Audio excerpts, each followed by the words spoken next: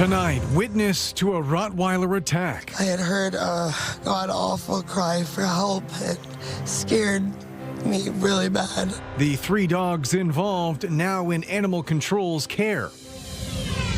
Plus, optimal operations for London buses. That is quite the expensive I told you so. Finding the best path forward for the city's transit system. And where are the workers? We need everybody to work together, and collaboration is very key in this. The consequences of an aging labor force in our region.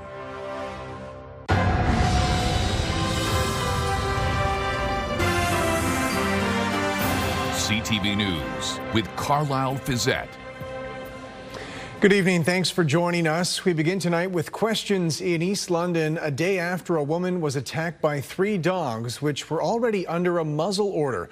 As Rita Ismail reports, the victim suffered serious injuries when she was mauled Monday afternoon at Thompson Road Park. And they brought her actually over here and laid her on the grass. She had a lot of injuries. Witnesses describe a horrific scene along this path near Jacqueline Street and Ada Street Monday afternoon. A young woman believed to be about 19 years old was attacked by 3 Rottweilers.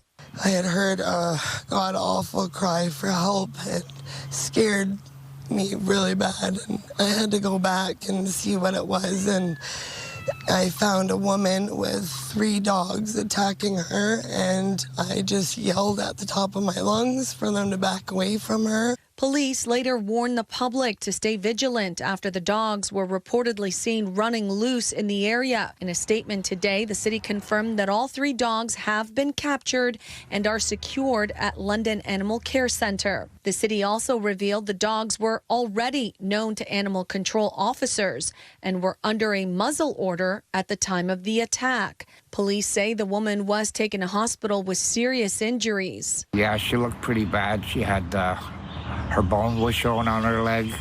Oh, she had bite marks. Her flesh was taken right from her leg. Bite marks on her shoulder, her neck. Her whole body was just torn apart. It was horrible. She was conscious. CTV News reached out to London Police for more information about the state of the dogs, their owner, and whether charges could be laid, but was directed to the City of London's Animal Care and Control Division. City officials there say the incident remains under investigation and no further details are being released at this time. Rita Ismail, CTV News. More than a year after City Council seized control of the London Transit Commission, the previous LTC chair is pulling no punches in her assessment of a consultant's report, which recommends only minor adjustments to the governance model. Daryl Newcomb reports. That is quite the expensive I told you so.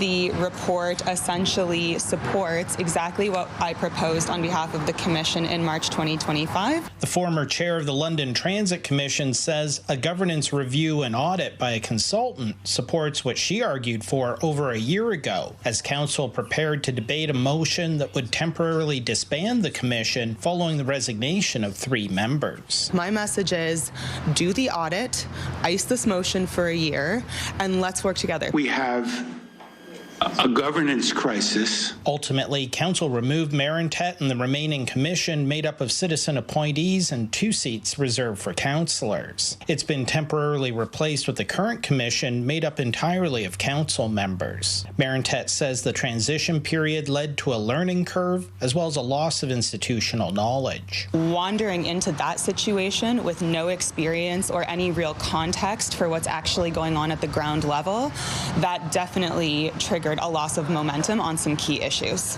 Council spent $132,000 on the consultant's review that recently concluded the LTC should not become an internal department at City Hall, but instead return to a mix of citizens and council members, this time with politicians filling a majority of the seats. The main takeaway from the report is that there has to be closer coordination between City of London staff, City Council, LTC staff, and the LTC board. And I'm very optimistic that this report is a step in the right direction. The consultant's findings include concerns about both previous models for the commission, the all-politician model that's currently in place, as well as that mix of citizens and politicians. The report proposes a really good plan in terms of addressing the communication problems, and it also supports not making decisions based on the whims of every councillor and what they want to see in their wards. Trosso doesn't regret disbanding the previous commission. I stand by the decision that council made,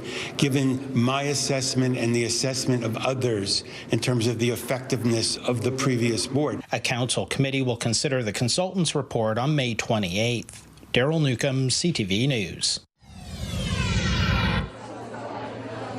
We are live on location tonight at the Byron Legion for the 100 Women Who Care event. Coming up, I'm going to tell you more about that. But first, I have some summer weather to tell you about. Temperatures in our region today climbing into the mid-20s. In London at the airport, 25 degrees. And the winds out of the south-southwest on the hour at 20 kilometers. As we take a look at the satellite radar, we do have some thin cloud coming up from the south. There's a wave of low pressure along a stationary boundary that's moving through the Ohio Valley. That will not impact our forecast other than bring us partly cloudy conditions overnight. There's a weak cold front to the northwest. We'll talk about a shift in winds coming our way heading into tomorrow afternoon. The temperature holds on the very warm side this evening. I know soccer players and baseball players and any outdoor activities are wonderful this time of year when we see temperatures climbing into the low to mid 20s, low humidity. This is the weather we wait for and hope that it will last. We'll have some good news to share with you. Some gorgeous conditions as we push through the extended forecast. I'll have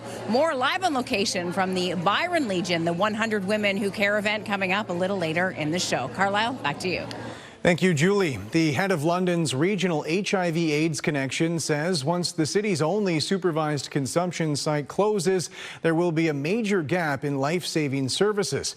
As Brian Bicknell reports, starting next month, staff will be turning clients away.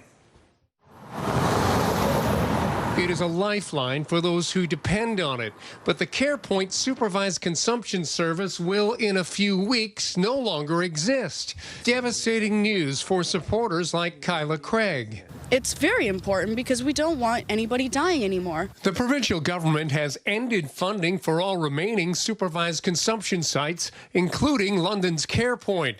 The York Street facility receives $1.85 million per year to operate. Last year, CarePoint says it recorded more than 15,000 visits and responded to 218 overdoses. Executive Director Martin McIntosh says without supervised consumption, there will be more overdoses, including fatalities. Our care and our concern is that with no one there to respond, that there will be a higher likelihood of more overdoses. In place of supervised consumption, the province has introduced heart hubs, an abstinence-based recovery model, including one at London's Salvation Army Centre of Hope. The heart hubs do not have any harm reduction programming with it, so people can't use substances or obtain gear and or opioid response tools such as naloxone. In 2018, London became home to the province's first temporary overdose prevention site, paving the way for other sites across Ontario. It became permanent at this York Street location in 2023. But not everyone believes it was a good fit. Elias Samano owns a nearby business. They don't walk to the facility to do it. They do it right on the side of the school there. CarePoint will stop providing supervised consumption as of June 13th. McIntosh says it will continue to operate from the York Street location for the time being, providing other services like safer substance use supplies, health, and social supports. He says 27 out of 72 staff members will lose their jobs. Brian Bicknell, CTV News. The impending closure of London's House of Hope was raised at Queen's Park today. Officials with the support of housing organizations say without $1.5 million in provincial funding, the facility on Dundas Street will shut down in November, affecting 45 residents and 24 staff. They urgently need $1.3 million in matching provincial funding or House of Hope will close. My question, How can the Premier sleep at night knowing 45 people will soon lose their homes? Well, Speaker, indeed, the House of Hope has been a great pilot project. I would point out that it was funded not by the province per se, but the pilot project received funding from LHSC, the local London hospital. The business of hospitals is not to provide supportive housing. The pilot's over, the funding got done. The coroner's inquest looking into the death of a man who died in police custody saw a video today showing him in a cell area. The video is from December 2018, showing 29-year-old Drew Pearson telling officers at police headquarters that he has a sore back and he wants to go to the hospital. They initially denied his request. He was later rushed to hospital the next day from the Elgin Middlesex Detention Center and died from sepsis. Pearson was in custody after he was charged with starting a fire at a St. Andrew Street boarding house. The inquest is expected to last 6 more days. New job numbers for our region show people leaving the workforce quicker than they can be replaced. As Scott Miller reports, in Huron County, it could mean labor shortages sooner than later. The challenges we are facing today are bigger than any one company. That's Nathan DeBoer, co-owner of Safilco Limited in Huron County. He was talking to a recent job forum in Exeter. Like almost every other company in Midwestern Ontario, Safilco needs employees, but that is hard to come by in Huron County. Huron County is one of the second oldest counties in the entire province. Huron County has people leaving the workforce faster than they can be replaced. In April alone, 400 people aged 15 plus joined the potential labor force in an area stretching from Tobermory to Stratford. Problem is, 2,700 more people left the region's workforce, either through retirement or by moving elsewhere. I'm 70, and I'm on my way out. So currently I'm training a new apprentice. But there's just not enough apprentices to replace retirees in the region, leaving over 1,500 jobs unfilled across Midwestern Ontario, along with the lowest unemployment rate in Ontario for 4 months straight. Being in a rural community as we are, transportation's an issue, housing's an issue, right? When let's say you're going to a local job fair in London and they say, oh, take an Uber. Well, we're in Dashwood, right? So it's not an option. While there are incremental improvements in transportation, the vastness of Huron, Perth, Bruce, and Grey counties does not lend itself to easy mobility. Outside of shoreline communities, building homes for retirees or higher-paying Bruce Power workers, more affordable. Apologies, technical issues with Scott's story there. Moving on, an LRT train collided with a pickup truck this morning in Kitchener. There weren't any injuries, but the situation required an extensive cleanup and charges have been laid against the truck driver. Heather Centerin reports. Onlookers lined King Street, shocked to see an LRT train pushed off the tracks, with a white pickup truck wedged between the train and a pole. It's way off the track, I think, yeah. According to the region of Waterloo, the Ion train hit a truck at King and Agnes Streets around 11 a.m., forcing the train off the tracks. Police say no one was hurt. He's very lucky to be out of there and very lucky to be alive. The driver of the truck, a 41-year-old man, has been charged with careless driving, leaving some to speculate. Apparently they were saying that the truck made a turn in front of the train and then collided with the train. Both police and the region did not specify which direction the train or truck was going at the time of the crash. But this isn't the first crash involving a vehicle and Ion train. In the summer of 2022, a concrete truck collided with an Ion train, pushing it off the tracks at almost the exact intersection. In that crash, there were no injuries. I think people need to read the signs a bit better, because there are signs. If you look just over here, you can see a sign that says no left turns, no U-turns at all. And there's been like multiple accidents along this stretch. In this case, service has come to a halt between Waterloo Park Station to Kitchener Market Station, with replacement buses running instead. It is unclear how long the disruption will last, but the region says it is likely to carry on into the evening. Heather Centerin, CTV News, Kitchener. The 2026 Southwest Food Innovation Summit was held in London today. Jerry Dewan has more on the event's mission and some of the success stories. The Food Summit is designed to help entrepreneurs expand their small and medium-sized agri-food businesses. Summits like this help provide that fodder that continues to grow these companies and help achieve scale, create employment and economic impact. In recent years, London has attracted a number of international agri-food companies who value being in the province's agricultural heartland. But London Economic Development Corporation President Kapil Lakotia says it's equally important to encourage homegrown entrepreneurs. It's like the perfect recipe. None of these ingredients work in isolation. So we need the infrastructure, the workforce capacity, the innovation culture, and so much more for all these companies to come together and create an ecosystem of support. The summit was held at the Grove, an agri-food business incubator. Picasso Snacks is one of its startup businesses, adapting a chickpea recipe from the south of France. My heritage is from the south of France, so I loved the simplicity of the meal and the snack and wanted to bring it back to Canada. Picasso Snacks has continued to grow dramatically since launching at the end of 2022. We actually have some big news. We're launching in Walmart nationally in August, and we're launching Costco roadshows in July and September. They credit support received at the Grove and through other business agencies for their success. Some of those mentors ended up becoming investors actually and helping us develop new products.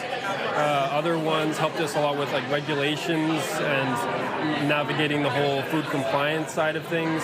Emily O'Brien was the keynote speaker at the summit. She's an entrepreneur and founder of Comeback Snacks, a specialty popcorn company. But her path to success was unconventional, having served a 4-year federal prison term after being arrested carrying drugs through Pearson International Airport. Marketing out people, if you want someone to open a letter, set up in prison. O'Brien wrote to successful business leaders for recommendations after she and other inmates started experimenting with popcorn recipes during their incarceration. She launched her business shortly after leaving prison and has used it to help other former prisoners looking for a fresh start. I kept going. I was like, I'm going to do this. Within 6 months, I had my first hire that was someone that had been incarcerated in Kingston. O'Brien stresses that everyone will face adversity and says perseverance is critical. More than 250 people attended the Food Summit, and organizers say they plan to expand the event in coming years. Jerry Dewan, CTV News. We are live on location tonight at the Byron Legion for the 100 Women Plus Who Care. We are joined by Suzanne McAllister and Barb Botten. We're going to start with you, Suzanne. You're the co-chair. Tell us a little bit about 100 Plus Women Who Care. So we are a group of 100 plus women who gather 4 times a year, and we meet at one location, and everyone who joins commits to making a $100 donation at each of those 4 meetings. We commit to delivering that meeting in 1 hour. So if we get 100 women at one meeting, or when we have 100 women at one meeting, we raise $10,000 in 1 hour. That goes to a local charity. That's incredible, and that's the key part. It goes to a local charity. So you've been supporting local charities. How much money have you raised? We have raised over $45,000 in 5 meetings. And you're accepting new members, of course? Always, always. We've got room to grow, and it's such a great evening. It's so empowering to be in a room full of women who are all doing the same thing at the same time with one goal. The best part is it stays local. I was at Sorry, where I found out about this 100 Women Plus Who Care, where a horse was donated. Barb, you're accepting members and you're hoping more people donate, but the best part is that it's staying right here in our community. It is staying right here in our community. Our charities are nominated by our members, so every member gets their nomination, and we encourage local support. There's a lot of need right here in London, and it's the power of the collective. The power of the collective is really the magic here. 100 women, $100 is $10,000. We get 200 women, times 100, that's 20,000. So we're going to grow as much as we can. And both those nonprofit present to the group and then they vote. Is that how it works? Correct. Yes, they each get 5 minutes. This is to keep our meetings 1 hour long. So they each get 5 minutes. We do a Q&A, and then we vote. And every member here gets a vote, and then the winning recipient will get our collective donation tonight. Incredible. And if people want to find out more, where do they go and how can they sign up? We've got website, we've got Facebook, we've got our Instagram, so you can find all the information there. And we encourage, the more the better. All right, thank you so much, Suzanne. Thank you to Barb. We are going to be back here. I'll have the local weather live on location, but the women behind us are having a great time already and excited for the presenters tonight. Presenting would be Meals on Wheels and the London Pregnancy and Family Support Centre. We'll be back in just a bit. Carlyle? Thanks very much, Julie. When we come back, a dent in the Liberal majority. Mark Carney's former climate minister considering leaving the party altogether.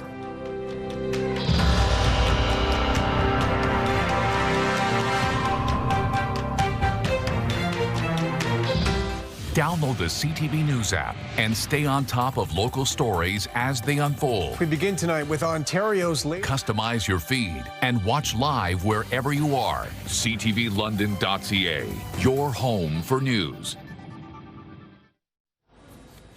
Welcome back. CTV News has learned former Environment and Climate Change Minister Stephen Guilbeault plans to resign as an MP tomorrow.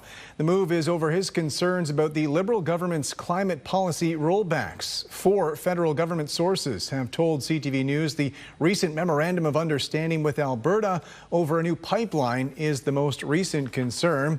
14 Liberal MPs sent a letter to Mark Carney a few weeks ago before the agreement with Alberta was signed. They expressed unease, saying they're concerned the government's credibility on the environment will be seriously compromised. The findings of a recent W5 investigation were raised in the House of Commons this week. Revelations of security gaps at Canada's major airports, allowing illegal drugs to flow into the country. With more, here's Graham Richardson. It is a chilling, organized scheme uncovered by CTV's W5. They opened up the bag. It was stuffed full of drugs. Tags switched on checked bags, unwitting Canadians' luggage tags used to carry drugs in different bags, smuggled into the airport by corrupt employees. You're all being detained for transporting narcotics. The W5 investigation raised in the House of Commons Monday by the opposition. I walk out through the terminal doors, nobody checks you. That's from a W5 investigation exposing organized crime using travelers' baggage to traffic drugs through Pearson Airport. Given the Transport Minister's silence on this brazen security failure, if the Liberals won't be taking this seriously now, why would Canadians believe they ever will with our security? At least 6 arrests related to luggage tag swapping have been made by the RCMP. We continue to invest in law enforcement, Mr. Speaker. This story has gone viral nationally and internationally, not only because of how many cases W5 uncovered, 17, but also because of the simple questions it raised. As passengers take off their shoes and belts and hand over water bottles at security, why aren't employees scrutinized? We joke you could walk out carrying a cruise missile, end quote. And it's not just Canada. These women from Brazil detained in Germany for over a month. Their bags were switched and caught on camera. They were blamed for carrying drugs. This video eventually freed them. One of the most challenging parts about this is how vulnerable passengers are when they check their bags. Because of this investigation, many of them will now look much more closely when they arrive. Graham Richardson, CTV News, Ottawa. Heading back to the Byron Legion now, rejoining Julie Anderson, who is live on location for us tonight. Julie, over to you. Thanks so much, Carlyle. This is the kind of weather we as Ontarians wait for all winter and pretty much all summer. You can't complain about weather like this. We have low humidity, sunshine, warm temperatures. This is the perfect weather, and we have more of it in the forecast as we head through the week. Our high today hitting 26 degrees.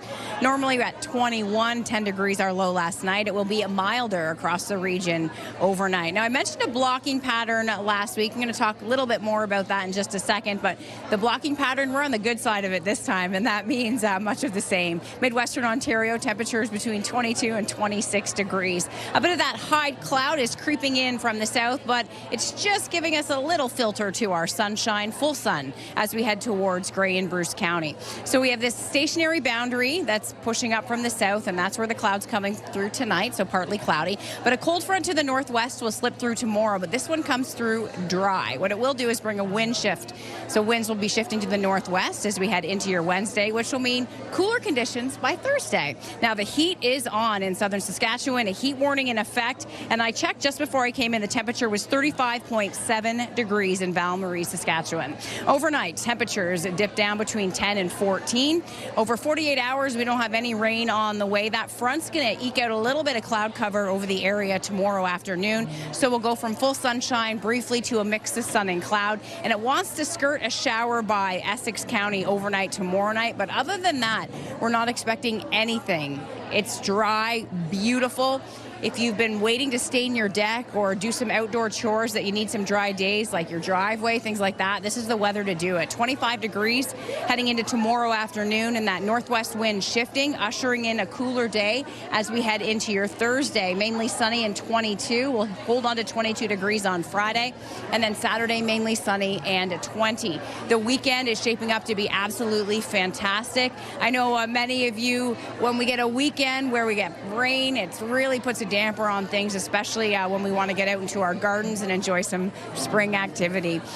Monday, Tuesday, mix of sun and cloud, 20 to 22 degrees, and that comfortable for this time of year. Even those overnight lows as well, so you don't have to turn on the air conditioning, you don't have to fire up the fans, you can just enjoy the sunshine, keep the windows open, and have some beautiful weather. Wednesday, Thursday, and Friday, daytime highs 22 to 23. The weekend featuring sunshine to a mix of sun and cloud, and then heading into early next week, a mix of sun and cloud, daytime highs between 19 and 21 degrees. So a great looking forecast. Again, we are on location tonight. The 100 plus women who care is back in the city. And again, this is a group of women who each commit to donate $100 at 4 meetings per year. That is a local instant impact of $10,000 to a not-for-profit organization.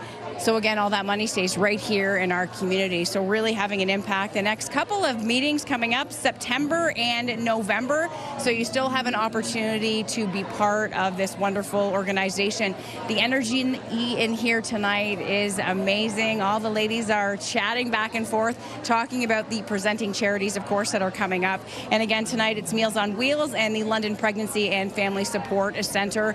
Both will do a pitch for that $10,000 Carlyle. So it's really instant impact. It's short, it's an hour, and that's why the women really seem to flock to this event, and it's continuing to grow. I'll send things back to the newsroom. Thanks very much, Julie.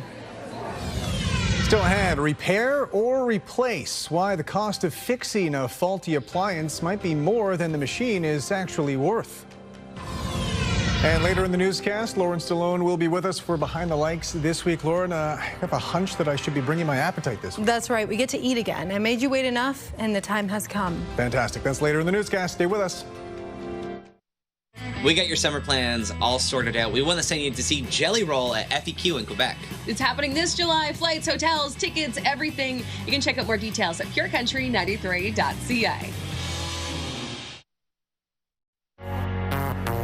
CTV London has your chance to win a 4-pack of season passes to East Park, London to keep cool and have fun all summer long. Enter now at ctvlondon.ca for your chance to win.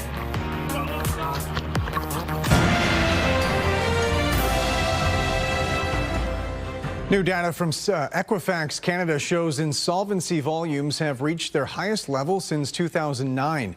The report found homeowner insolvency has jumped more than 11% since the fourth quarter of 2025.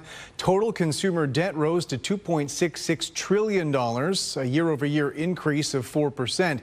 Meanwhile, mortgage delinquency balances rose 32% nationally, including 52% in Ontario, and roughly 1.5 million Canadians missed at least one credit payment in the first quarter of 2026. A warning for anyone dealing with a faulty appliance. It actually could cost you more to get it repaired than replaced. Pat Foran has more on how quickly those expenses can escalate, especially if the problem is misdiagnosed in the first place.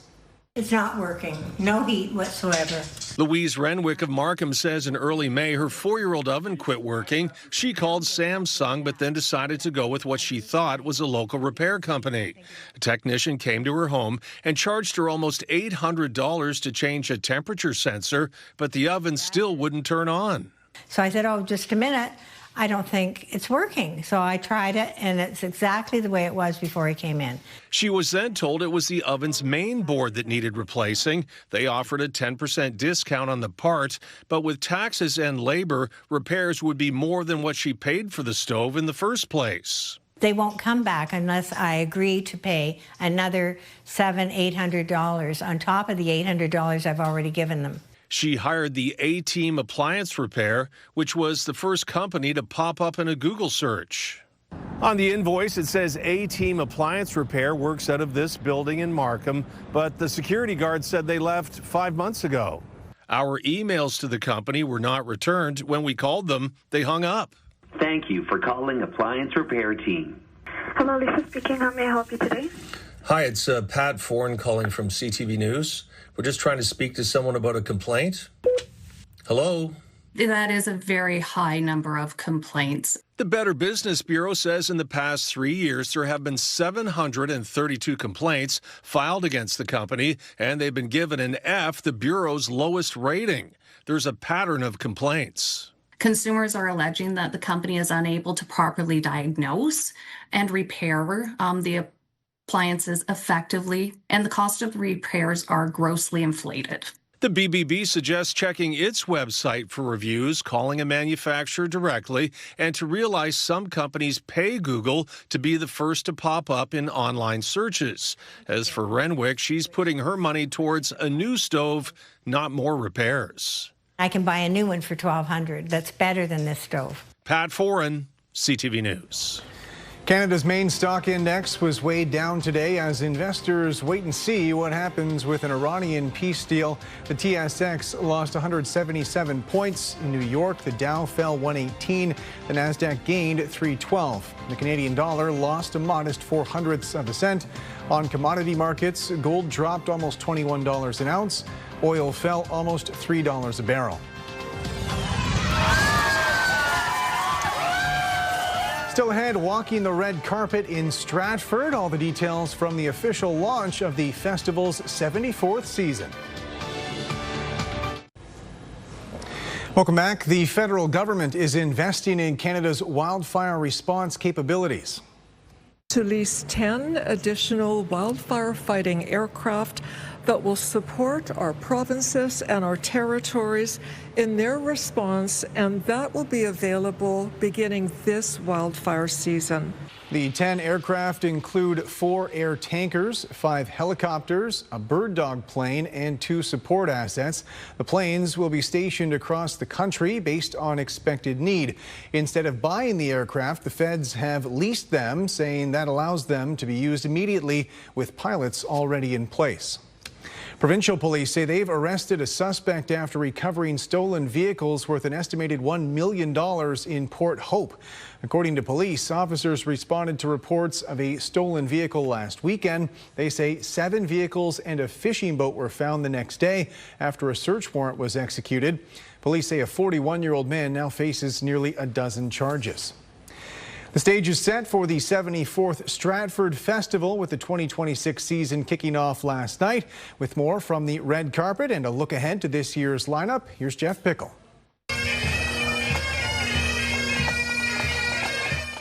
Every great show has its key moments. The slow build of momentum through the evening before the big celebration kicking off the 2026 season.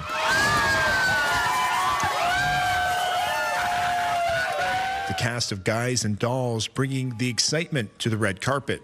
One of the show's stars, Dan Shamroy, says it's an incredible opportunity to be in this classic. I mean, it's song and dance, it's Guys and Dolls, it's one of the great classic musicals, and we're just really happy to present it. I'm going to bring my spin to it. Hopefully people enjoy it. Shamroy and most of the cast and crew in Guys and Dolls are also in Something Rotten.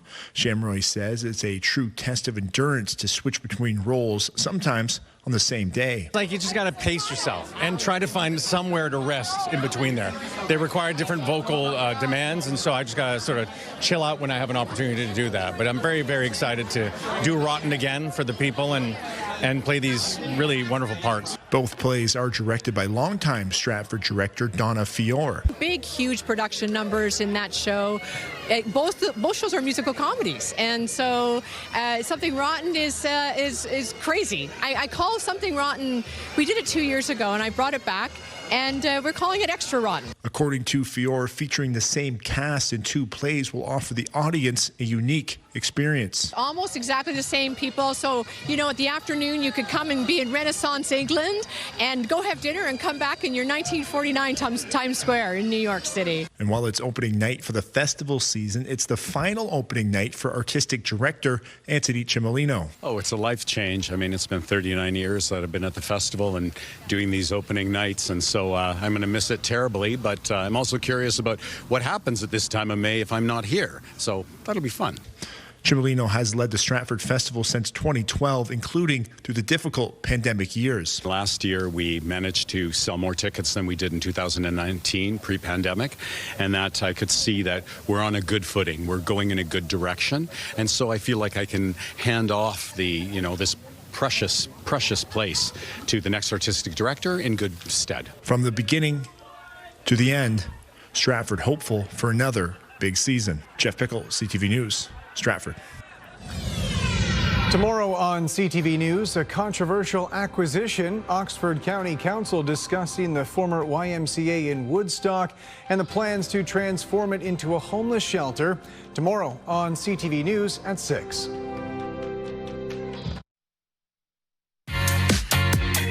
Welcome back to another week of KP's Pet Rescue. This is Sweet Macy. She's this week's adoptable dog from Animal Alert. She is a puppy mill mama rescue. So she has spent her whole life in a cage, being forced to breed. She doesn't really know how to be a dog. So she's only 4.5 years old. She's healthy. She's happy. She's starting to shake a little bit less because she's just scared of new things. She hasn't had the chance to learn how to be a dog. So she's looking for a calm family that'll be patient with her and give her so much love and snuggles and exercise. And again, just give her the affection that she so craves. She's great with older kids, would prefer to be an only dog. But again, she's just looking for a loving, calm household that'll give her exactly what she needs to just be the perfect dog that she is. Look at her, look at that little face. Macy, you want to get a home? If you're interested in adopting, visit animalert.ca for more information. Thank you to Ron Johnson from London for sending this photograph in. Lots of sunshine. If you have a deck to stain or some outdoor chores you need to get done, now's the time. Comfortable temperatures, beautiful feeling summer-like with lots of sunshine in the extended forecast. A train collided with a school bus in Belgium today, killing 4 people, including 2 children and the bus driver. It happened at a railway crossing during the early morning rush hour northwest of Brussels. Officials have not provided any indication on what caused the crash, but a spokesperson says the barrier was closed with red lights flashing. They say the train was approaching the crossing at about 120 kilometers an hour and had no time to brake before hitting the bus. The American Secretary of State says the Strait of Hormuz must be opened immediately without any restrictions from Iran. The straits have to be open. They're going to be open one way or the other. So they need to be open. What's happening there is unlawful. It's illegal. It's unsustainable for the world. It's unacceptable. I don't know of any country in the world that does it. The Russians are not in favor of a tolling system. The Chinese are not in favor of a tolling system. I mean, there's no country in the world that's in favor of a tolling system except the regime in Iran. So that's not acceptable. That cannot happen. The straits need to be open, unimpeded, without tolls, and obviously that needs to happen immediately as soon as anything's agreed to. Marco Rubio made those comments during a trip to India for a conference with representatives from India, Australia, and China. It was also hours after the U.S. carried out what military officials call defensive strikes around the strait, targeting Iranian missile launch sites and boats. Authorities in Lebanon say overnight Israeli airstrikes killed 12 people, part of an intensifying assault. Smoke could be seen at daybreak today over southern Lebanon. The Israeli prime minister had warned of an intensification targeting Hezbollah, an escalation of violence, despite the fact a ceasefire had been agreed by both countries back in April, while claiming Hezbollah militants have also continued striking throughout the truce. An international tribunal is meeting in Montreal this week, focused on Canada's residential schools. The week-long proceedings are hearing testimony from survivors and human rights experts. With more, here's Lawrence Brisson de Broye.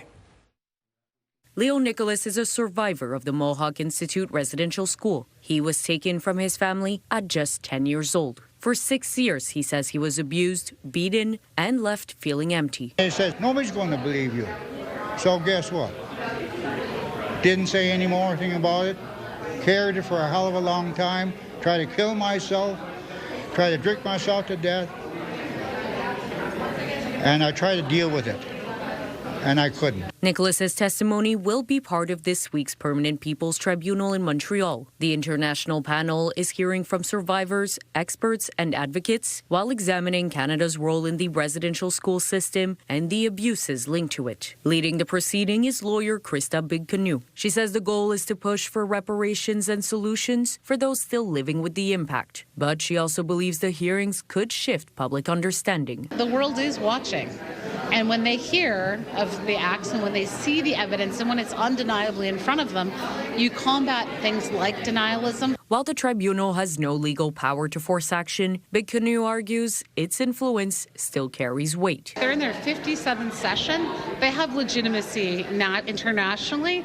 Often where the PPT goes, other bodies follow. And it's about more than acknowledging the past. The tribunal's Secretary General says it's about pressuring governments to act. There are not automatic solutions. The condemnation, they are not solutions. The condemnation is just a starting point. For Nicholas, this week is about making sure those stories are no longer ignored. It's my truth. That matters to me. It's my medicine. It's my way of healing oneself, myself. The hearings continue through Friday. Laurence Brisson-Dubreuil, CTV News. And on the other side of the break, it's Behind the Lights. We've got a full desk here, Lauren, and we've got some something. It smells great. They smell delicious. We don't know what it is just yet. Steve is here. He's going to show us what's inside, and hopefully it's going to taste pretty good. I think that's a reasonable expectation. All right, that's coming up. Stay with us. London's top stories. We have breaking news tonight out of Ottawa. The latest in the breaking news alerts. I'm tracking an area of severe weather. It'll start. And watch live. A developing story now from City Hall where. Download the CTV News app.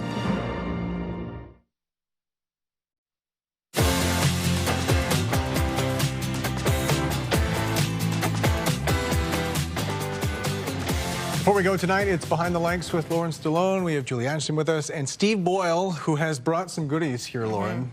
What are we doing right now? Well, Steve, I'm hungry. Oh, me too.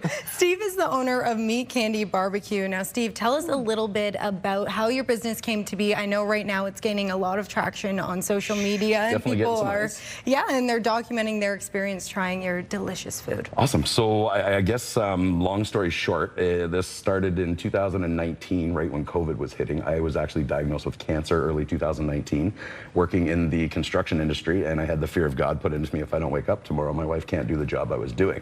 So I had to get out of that industry and open up something else. So the housing market boomed. I borrowed some money on equity on the house, and my buddies were all like, "You're such a great cook, you should open up a barbecue restaurant." I'm like, "I don't want to wait for people to come. It's COVID, nobody's going to restaurants." He goes, "Go mobile, buy a food truck." Ding, the light went on. So that was 5 years ago, and in the last 5 years, I've won best food truck, best barbecue, best wings, best fries, best poutine, best catering. I mean, I'm doing something right, because I'm not conceited, I'm convinced, but I'm undefeated. So I did something right. So I wanted to bring Texas-style live fire barbecue to London.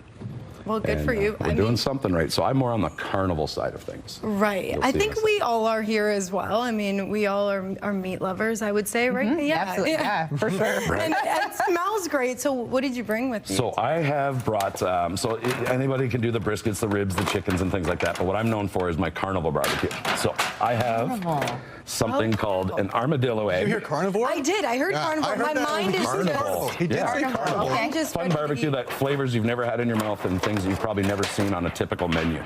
Oh my goodness. So what I've got here is an armadillo egg. Inside that armadillo egg, there is a jalapeno pepper. I've taken the seeds out, so a lot of the heat is gone. For the camera, sorry. It will be stuffed with taco-flavored cream cheese. It's going to have a quarter pound of pork wrapped around it, seasoned beautifully, and then bacon wrapped around it, and that's smoked for over 3 hours. Yeah, carnival makes sense now. This is a pork belly cinnamon bun, which is a cinnamon bun made 100% out of bacon. There's no breading. It's technically gluten-free. It does look like, yeah. All of my sauces, rubs, and spices throughout the restaurant are gluten-free. And then you've got what I call a pork belly brisket. And that's these strips in here? That is bacon, cooked the same way that I would cook a brisket, but brisket's getting really expensive right now, so we've had to start coming up with some new ideas. Sure. And then in the little cups, I've got my most popular side dish called apple pie baked beans. Wow. Okay, we're going to try this? Okay, You are going let's to do eat, it. so let's get you some foods here. Okay. One for you. Oh, I can't get no fingers today. Laura, I'll let you guys do that. Yeah, We're going to give you one there, and we're going to cut these for you. I love our viewers. I was just going to say, our viewers love when you eat. Yeah, when we eat on TV. All right, well, let's we do start. it so well. If you guys want to chop that up and share that between the two of you. Which one is this again? This is the armadillo egg. Okay. Okay. So on the spice scale, I would say it's probably Is a that 3 a or 4. name, or is this an actual armadillo? No, it's not. Everybody asks it all the time. There's no armadillo and there's no egg in it. It's just when you. I cannot eat a piece that big. When you Well, cook, I'll feel free to slice cut it in half here. When you cook them, I have a knife. the Okay. bacon has the resemblance of an armadillo egg, like an armadillo shell. And when you actually serve these, they're sliced open, so they actually look like egg yolks, and so that's where the armadillo egg comes So from. I've got one open here. You can see the jalapeno, the cream cheese. Yeah, that. This is true form of eating on live TV. Right. It doesn't get. I'm going in, more real guys. than I'm this. doing it. Go Doing for it. Julie. I'm bibless, which is concerning, or would be if it wasn't the end of the newscast. Every shirt So there we that I go. have at home I'm has a going red with the dot hand. right I'm just there. going to Are go you? for the hand. Okay. Yeah. All right. Let's do it. We're in cheers. Look and- at you. yeah. Very good. It's still, you must have this is still warm. It just tastes like it just came This off was the off the barbecue. warmer, so what we have to learn how to master how to keep good barbecue extremely at temperature, which is difficult sometimes. So you have your food truck like all over the place? Yeah, so we do about 200 events a year in the food truck. And then we also have a restaurant space now at the backside of the Gibraltar Weekend Market. So I've rented a restaurant space inside there, and I've got the big outdoor patio. It's a pet-friendly dog patio and picnic tables, and my smoker's on a 21-foot boat trailer, so it's more of a dinner and a show. Whoa.